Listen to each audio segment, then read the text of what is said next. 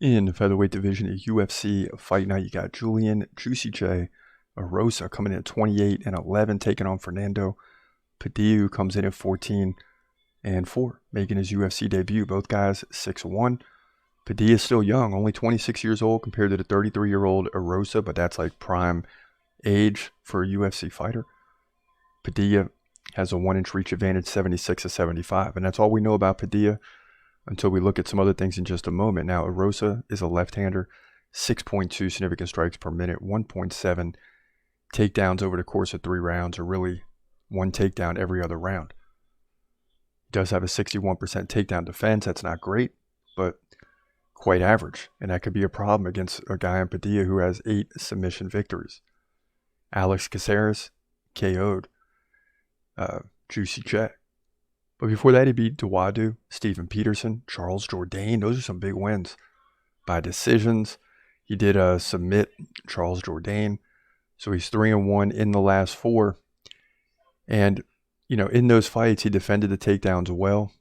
That's tough against Dawadu. That's tough against Jourdain, potentially, even though he's more of a striker. So you got to keep that in mind here.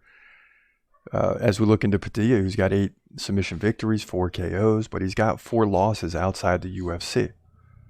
Now, a couple notes here. He did beat Derek Minner back in the day in 2017. He lost to Spike Carlisle by decision, came back and won 2 against Nate Richardson and Cameron Graves in LFA and Fury FC 46. So Padilla is going to be much tougher than people think here. That's why these odds are much closer to even. But Juicy J better represent and represent well. You know, he's beating multiple UFC fighters. He lost one here and there, but you can't let a guy in Padilla come in and beat him. Now, he is susceptible to being taken down.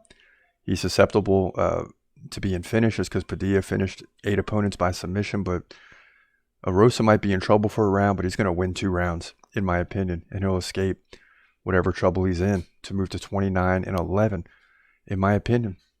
He'll do it with decent takedown defense, and especially the striking. That's the key for him to win this fight. Featherweight division, UFC Fight Night.